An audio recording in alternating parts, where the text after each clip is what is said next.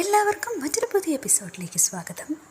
ഇന്നത്തെ എപ്പിസോഡ് തുടക്കത്തിൽ വേദ തന്റെ സുഹൃത്തുമൊത്ത് ഡെലിവറി ചെക്കപ്പിനായി ഹോസ്പിറ്റലിലേക്ക് വന്നിരിക്കുകയാണ്. വേദയെ പരിശോധിച്ച ശേഷം ഡോക്ടർ തന്നെ നിർദ്ദേശിക്കുന്നു, 2 ദിവസത്തിനുള്ള ഡ്യൂ ഡേറ്റ് എടുക്കുന്നതുകൊണ്ട് ഇന്ന് തന്നെ അഡ്മിറ്റ് ചെയ്തോളൂ. പിന്നെ ഡോക്ടർ തന്നെ അവിടെയുള്ള മലയാളിയായിട്ടുള്ള ഒരു നഴ്സിനെ വിളിച്ച് അഡ്മിഷന്റെ പ്രൊസീജിയേഴ്സ് ക്ലിയർ ചെയ്യാനായിട്ട് ആവശ്യപ്പെടുന്നു. വേദയുടെ സുഹൃത്തിനോട് പേയ്മെന്റ് ചെയ്യാൻ ആവശ്യപ്പെട്ടിട്ട് നഴ്സ് തന്നെ വേദയെ കൂട്ടി ഡബിൾ ഷെയറിംഗ് സൂട്ടിലേക്ക് പോകുന്നു. അവിടെ ചെന്നുള്ള കാര്യങ്ങളെല്ലാം വിശദമായി തന്നെ നഴ്സ് പറഞ്ഞു കൊടുക്കുന്നുണ്ട്. എന്തെങ്കിലും ആവശ്യമുണ്ടെങ്കിൽ ബെഡിനടുത്തുള്ള ബട്ടണിൽ ഞെക്കിയാൽ മതി, ഞങ്ങൾ ഓടിയെത്തും.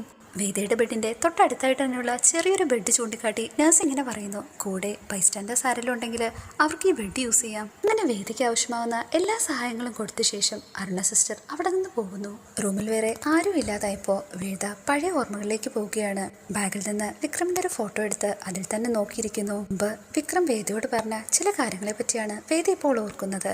വേദയും വിക്രമും ഒരുമിച്ച് സന്തോഷമായി ജീവിക്കുന്നത്, അവർക്ക് ജനിക്കാൻ പോകുന്ന കുട്ടികളെ പറ്റി, ഇങ്ങനെയുള്ള കാര്യങ്ങളെല്ലാം മനസ്സിലേക്ക് കടന്നു വരുന്നത് കൊണ്ട് തന്നെ വേദയ്ക്ക് സങ്കടം അടക്കാൻ കഴിയുന്നില്ല. വേദ കരയുന്നത് കണ്ടുകൊണ്ടാണ് ശ്രേയ അകത്തേക്ക് വരുന്നത്. ഇതിനാ വേദ ഇങ്ങനെ എപ്പോഴും വിഷമിക്കാനുള്ള കാര്യങ്ങൾ മാത്രം ഓർക്കുന്നത്? ഇതിനുള്ള മറുപടി എന്നോണം വേദ, ആര് പറഞ്ഞു വിഷമിക്കാനുള്ള കാര്യങ്ങളാണെന്ന്?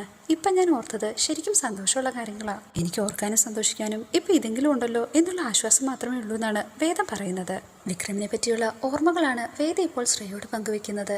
ആദ്യം ദേഷ്യത്തോടെയും പിന്നെ സ്നേഹത്തോടെയും, അതിനുശേഷം സൗഹൃദത്തോടെയും, അതിനുശേഷം സ്നേഹത്തോടെയും, ഏറ്റവും അവസാനം പ്രണയത്തോടെയും കണ്ട 1 വർഷത്തോളം കാലം. ഇങ്ങനെ വിക്രമിനെ പറ്റിയുള്ള ഓർമ്മകൾ ഓരോന്നേ ഓർക്കുമ്പോൾ തന്നെ ഞാൻ അറിയാതെ വിധവിപ്പോവെന്നാണ് വേദ പറയുന്നത്. ഇത് ചില പഴയ ഓർമ്മകളിലേക്കാണ് ശ്രേയെ കൂട്ടിക്കൊണ്ടുപോകുന്നത്. പണ്ട് കോളേജിൽ ഒപ്പിച്ച് പഠിച്ചെങ്കിൽ പോലും അത്ര വലിയ കൂട്ടൊന്നും ഉണ്ടായിരുന്നില്ല. ജസ്റ്റ് ക്ലാസ്മേറ്റ്സിനപ്പുറം ഒരു സൗഹൃദം പോലും ഉണ്ടായിരുന്നില്ല. എന്നിട്ടും ഒരാവശ്യം വന്നപ്പോൾ നിന്നെ തേടിയാണ് ഞാൻ എത്തിയത്. അതൊന്നും എനിക്ക് മറക്കാൻ പറ്റില്ലെന്നാണ് വേദ പറയുന്നത്. ഇതിനുള്ള മറുപടി എന്നോണം ശ്രേയ, അല്ലെങ്കിലും സൗഹൃദത്തിന്റെ അതിർവരമ്പ് വലുതല്ലേ? ഏതൊരു സുഹൃത്തിന്റെയും ആവശ്യഘട്ടങ്ങളിൽ അവർക്കൊരു സാന്ത്വനം എന്നോണം കൂടെ ഉണ്ടാകുക എന്ന് പറയുന്നത് തന്നെ ഒരു ആശ്വാസമല്ലേ എന്നാണ് ശ്രേയ ചോദിക്കുന്നത്. അതുകൊണ്ട് തന്നെ നീ ഇതൊക്കെ ആ ഒരു അർത്ഥത്തിൽ മാത്രം കണ്ടാൽ മതിയെന്നും ശ്രേയ വേദയോട് പറയുന്നുണ്ട്. അതിനുശേഷം യാത്ര പറഞ്ഞ് ശ്രേയ ഓഫീസിലേക്ക് ഇറങ്ങുന്നു. ഈ സമയം നമ്മൾ കാണുന്നത് ജയിലിന്റെ ഏകാന്തതയിൽ ഒറ്റയ്ക്ക് കഴിയുന്ന വിക്രത്തിനെയാണ്. കോരിച്ചൊരിയുന്ന മഴയിലും വിക്രത്തിന്റെ ഓർമ്മകളിൽ ഒരാൾ മാത്രമേ ഉള്ളൂ, അത് വേദയാണ്. വേദയെ പറ്റിയുള്ള ഓർമ്മകൾ വിക്രത്തിനെ ആകെ തളർത്തുകയാണ്. സങ്കടം സഹിക്കുവാതെ വിക്രം കരയുന്നത് കൂടെയുള്ള ഒരു തടവുപുള്ളി കാണുന്നു. അപ്പോൾ സഹതടവുകാരൻ വിക്രമിനോടായി ഇങ്ങനെ ചോദിക്കുന്നു, ഏതൊരു ജയിൽ പുള്ളിയും കുറച്ചു കാലം ജയിലിനകത്ത് കിടന്നു കഴിയുമ്പോൾ ആ ജീവിതവുമായിട്ട് പൊരുത്തപ്പെടും, പിന്നെ ഒഴുക്കിനൊപ്പം നീന്തുക എന്നോണം ഇവിടുത്തെ രീതികളുമായി അഡ്ജസ്റ്റ് ആവും. പക്ഷെ നീ മാത്രം എന്താ ഇങ്ങനെ? അയാളോടുള്ള മറുപടി എന്നോണം വിക്രം, ഞാനിത് ആദ്യമായിട്ടൊന്നുമല്ല ജയിലിൽ കിടക്കുന്നേ, പക്ഷെ അന്നും ഇന്നും തമ്മിൽ ഒരു വ്യത്യാസമുണ്ട്.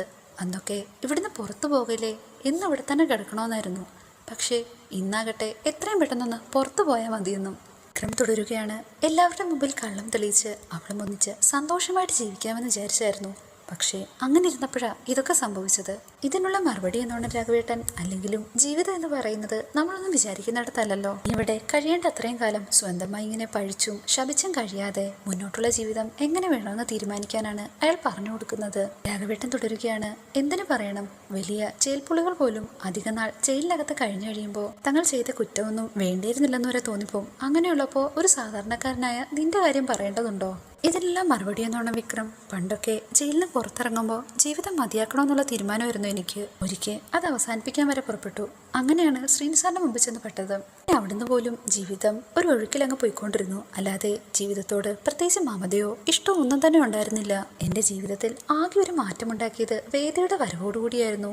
എന്റെ അഹങ്കാരത്തെ തന്നെ ചോദ്യം ചെയ്തുകൊണ്ടെത്തിയ അവളുടെ നേരെയായിരുന്നു എന്റെ അടുത്ത പ്രതിഷേധം. അവളോട് കാണിച്ച ക്രൂരതയ്ക്ക്, അടുത്ത ജയിൽ ശിക്ഷ വിധിക്ക് എന്നെ രക്ഷിക്കാനാണ് വീണ്ടും വേദ എന്റെ മുമ്പിലെത്തിയത്. തുടർന്നുള്ള എന്റെ ജീവിതത്തിലെ ഓരോ ഘട്ടത്തിലും എന്നെ ജയിലിൽ നിന്നും പല ശിക്ഷകളിൽ നിന്നും മോചിപ്പിക്കുകയെന്നായിരുന്നു അവളുടെ ലക്ഷ്യം തന്നെ. അവൾ എന്റെ ജീവിതത്തിലെ കാവൽമാലാഖ തന്നെയായിരുന്നു. ജീവിതം എത്ര സുന്ദരമാണെന്നും ജീവിപ്പിക്കുന്നത് ഇത്രയും കൊതിപ്പിക്കുന്നതാണെന്നും എന്നെ മനസ്സിലാക്കിയത് തന്നെ വേദയുടെ വരവോടുകൂടിയാണ്. അവളാ എനിക്കെല്ലാം തന്നെ തിരിച്ചു തന്നത്, എൻ്റെ അച്ഛനെ, എൻ്റെ കുടുംബത്തെ, അങ്ങനെയല്ല.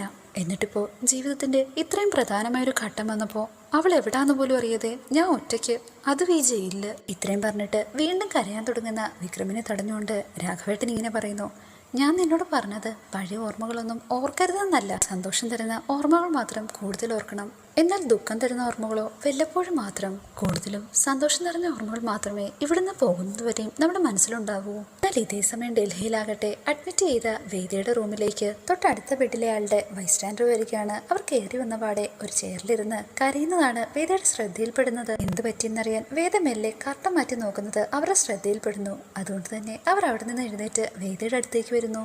എന്താന്നൊക്കെ വേദയോട് ഹിന്ദിയിൽ ചോദിക്കുന്നുണ്ട്. മറുപടിയായി വേദ ഞാൻ മലയാളിയാണെന്നും തിരുവനന്തപുരത്താ വീണെന്നും ഒക്കെ പറഞ്ഞ് അവരോട് പരിചയപ്പെടുന്നുണ്ട്. അതിനുശേഷം അവർ വേദയോടായി ചോദിക്കുന്നു, കൂടെ ആരുമില്ലേ, ഹസ്ബൻഡും അമ്മയൊക്കെ? മറുപടി പറയാതെ മടിച്ചു നിൽക്കുന്ന വേദയോട് അവർ സ്വയം പറയുന്നു, ഓ ഹസ്ബൻഡ് ഇപ്പോൾ ഗൾഫിലായിരിക്കും അല്ലേ? അതേ എന്നോണം വേദ ശരി വെക്കുന്നുണ്ട്. അവരങ്ങനെ സ്വയം പരിചയപ്പെടുത്തുന്നു. എൻ്റെ മരുമകളാ തൊട്ടടുത്ത ബെഡിൽ കിടക്കുന്നത്. കാര്യങ്ങൾ കുറച്ച് കോംപ്ലിക്കേറ്റഡാ. ഇതിപ്പോ 8ാം മാസമല്ലേ. രാവിലെ നല്ല രീതിയിൽ ബ്ലീഡിങ് ഉണ്ടായിരുന്നു. ഈ പ്രാവശ്യം വന്നപ്പോൾ കുറച്ച് ടെസ്റ്റൊക്കെ ചെയ്തിട്ടുണ്ടായിരുന്നു. തൊട്ടടുത്ത ലാബിൽ നിന്ന് റിപ്പോർട്ട് മേടിച്ച് ഇനി ഡോക്ടറെ ഒന്ന് കാണണം. മോള് റെസ്റ്റ് എടുത്തു എന്ന് പറഞ്ഞ് അവരവിടെ നിന്ന് പോകുന്നു. ഇതേസമയം നാട്ടിലാകട്ടെ ശ്രീകാന്ത് വേദയുടെ കുഞ്ഞിനെ കൊല്ലാനുള്ള കൊട്ടേഷൻ കൊടുത്തിരിക്കുകയാണ്. 4 പേരടങ്ങുന്ന ഒരു സംഘത്തിന് ശ്രീകാന്ത് നിർദ്ദേശം കൊടുക്കുന്നു. നിങ്ങൾ എത്രയും പെട്ടെന്ന് ഡൽഹിയിൽ എത്തിച്ചേരണം. വേദ ഈ ഒരു അവസ്ഥയിൽ തന്നെ ആയതുകൊണ്ടിട്ട് എന്തായാലും മോള് ഹോസ്പിറ്റലിൽ പോകാതിരിക്കത്തില്ല. നിങ്ങൾ എല്ലാ ഹോസ്പിറ്റലിലും കയറി ചെന്ന് ഗൈനക്കോളജി ഡിപ്പാർട്ട്മെന്റിൽ പ്രത്യേകം അന്വേഷിക്കണം. തന്റെ കുഞ്ഞിനെ സുരക്ഷയ്ക്ക് വേണ്ടി ചിലപ്പോൾ വേദ എന്നുള്ള പേരിൽ പോലും ആയിരിക്കില്ല അവൾ അവിടെ റൂം എടുത്തിട്ടുണ്ടാവുക. അതുകൊണ്ട് നിങ്ങൾ ഫോട്ടോ ഉപയോഗിച്ച് നേരിൽ കണ്ട് ആളെ ബോധ്യപ്പെടുത്തണം. അങ്ങനെ ശ്രീകാന്തിന്റെ നിർദ്ദേശപ്രകാരം ആ 4 അംഗ സംഘം പുറപ്പെട്ട് ഇപ്പോൾ ഡൽഹിയിൽ, അതും വേദ അഡ്മിറ്റ് ആയിട്ടുള്ള ആ ഹോസ്പിറ്റലിൽ തന്നെ എത്തിച്ചേരുന്നു. വേദയുടെ ഫോട്ടോ കാണിച്ച് റിസപ്ഷനിൽ തിരക്കുന്നുണ്ട്. ഇതോടുകൂടി ഇന്നത്തെ എപ്പിസോഡ് അവസാനിച്ചിരിക്കുന്നു. Please like, share and subscribe.